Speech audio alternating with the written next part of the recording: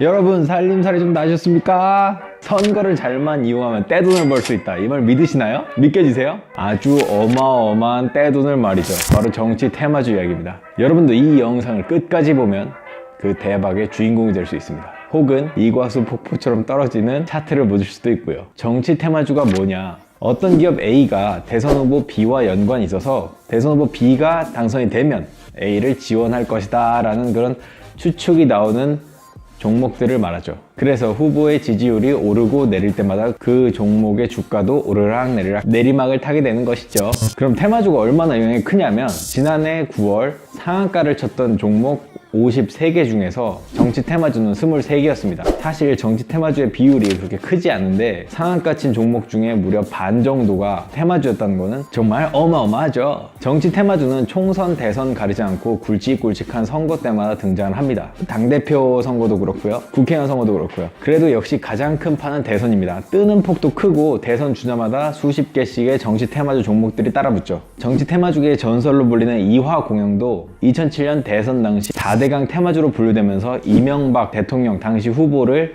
등에 업고 폭발한 케이스입니다. 이화공영은 불과 4개월여 만에 2,500%가 오르는 기염을 토하는데요. 지난 2007년 말 주가가 무려 63,400원, 현재 주가는 겨우 3,000원, 무려 20분의 1 토막이 났죠. 테마주의 허망함을 보여주는 대표적인 사례라고 할 수 있습니다. 또 다른 사례를 볼까요? 반기문 테마주로 분류된 A기업이 있습니다. A기업은 반기문 전 총장의 가족이 근무한다고 하면서 주가가 15,000원까지 찍었는데요. 하지만 귀국 후부터 줄곧 구설수를 올랐던 반 총장 지지율도 내리막을 타는데요. 결국 반 총장이 불출마를 선언하면서 15,000원까지 가던 주가가 결국 3,000원에 현재 이르고 있습니다. 반 전 총장이 불출마 선언을 하던 날 모든 주식 사이트에서는 자신의 성과급을 모두 쏟아부었는데 이 반 전 총장의 사퇴로 인해 많은 돈을 날렸다는 그런 애절한 글, 피눈물 흘리는 절절한 심정의 글들이 쏟아졌습니다. 테마주가 얼마나 현실과 괴리가 있냐? 대표적인 사례로 문재인 테마주를 들 수 있습니다. 문재인 테마주인 B사의 본사가 문재인 전 대표의 고향인 부산 영도에 위치해 있고 회장이 경남고 동문이라는 이유로 테마주로 분류됐습니다.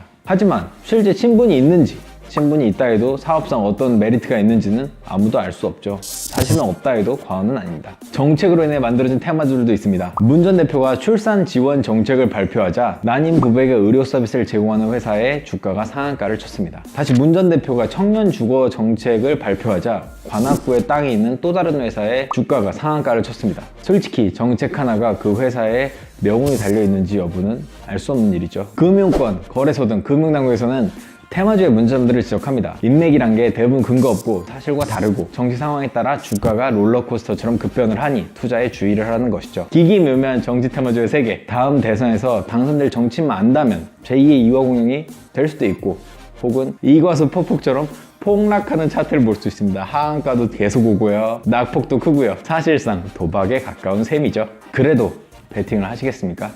어디에 하실까요? 안철수, 유승민, 안희정, 문재인, 그 전에 비장구에도 배팅해 주세요! 안 끊냐? 안 끊어?